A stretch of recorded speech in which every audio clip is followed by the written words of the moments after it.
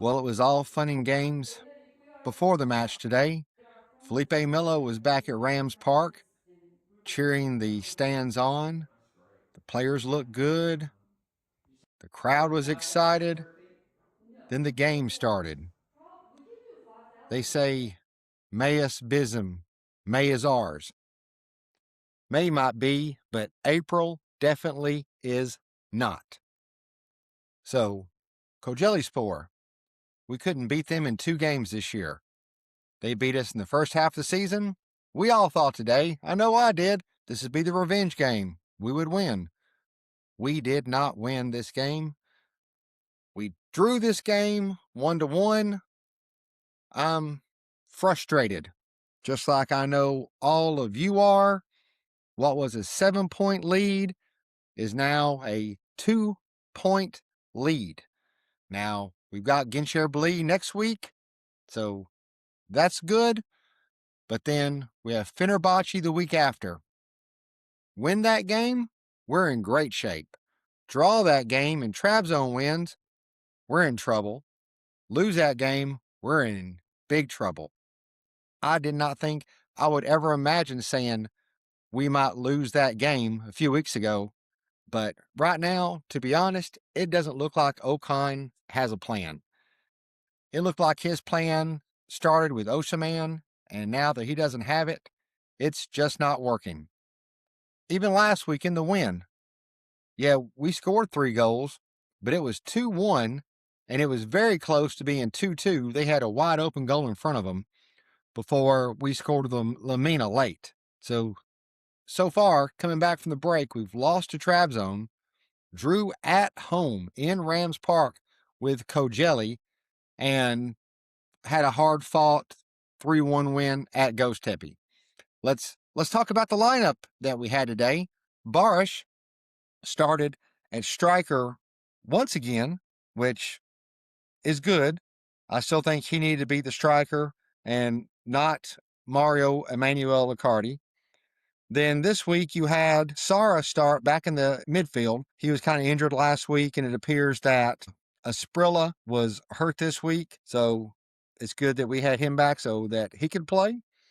On the wings, this time you had Shalai again on the right.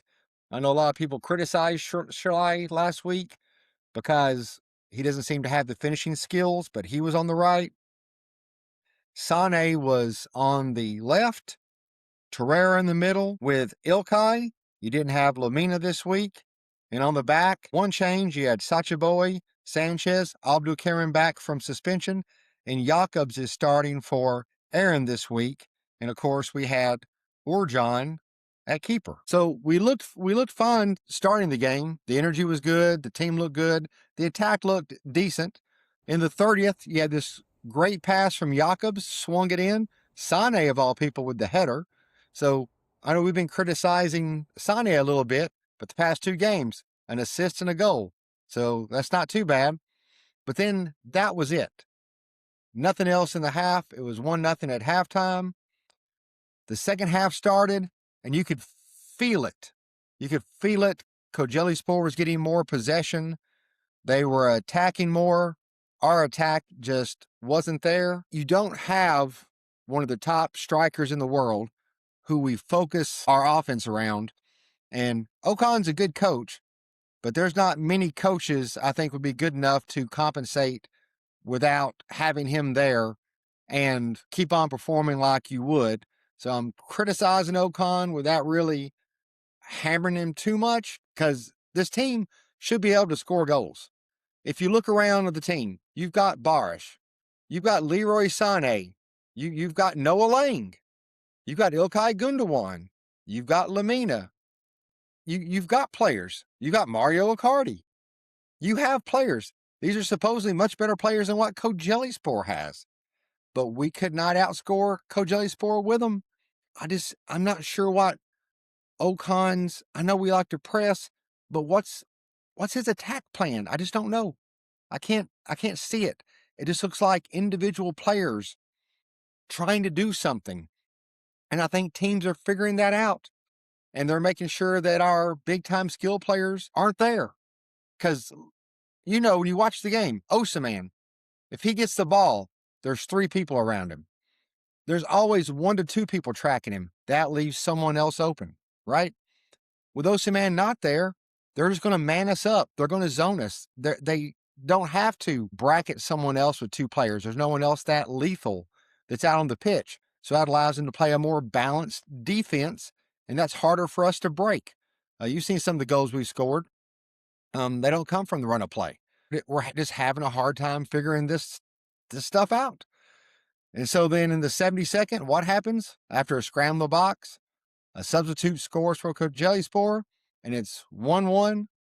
So we take out Lamina, we bring in Ilkay, we bring in Yunus for Torreira.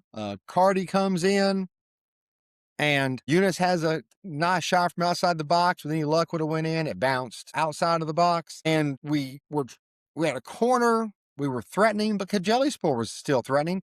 They had a shot off the bar.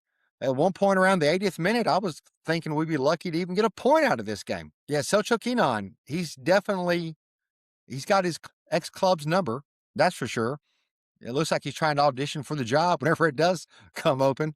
We might be smart to hire him away so he can't beat us anymore and take points from us anymore. And now here's the head scratching thing for me. So they add 5 minutes, and Kocaelispor's goalkeeper goes down, another player goes down. They waste at least a minute, if not more, of time. But then at the 5-minute mark, the ref blows the whistle. Aren't you supposed to add that? Icardi was talking to him, and you saw him pointing at his watch, but he had no extra time. Why is it when that happens, we get the game called early, but then Fenerbahce, they get all the time they want to score a penalty from outside the box that's not even a penalty, probably not even a foul. If they would have ruled that what it was supposed to be, we wouldn't have the 2-point lead. We'd have the 4-point lead. But no, it's clear. It's clear to me as day. I'm looking out the window right now. It's a pretty blue sky. The TFF does not want Galatasaray to win again this year. They have Galatasaray fatigue, and they want anybody but us to win, whether that's Fenerbahce, Trabzon, whoever can muster enough points. And there's that. But also you got to look at, we are not playing our best brand of football either. If you look at the points we have right now, we have 68 points, right? And there's 5 games to go. So that's 15 more points. So that'd be 83 points. So the max, if we don't lose another point this year, it'd be 83 points. We won the league with 101 points 2 or 3 years ago.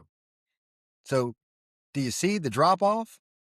Like, I know that team didn't have to play in the Champions League, but that's like 20 points. 20 points less we're going to get this year than we got that year.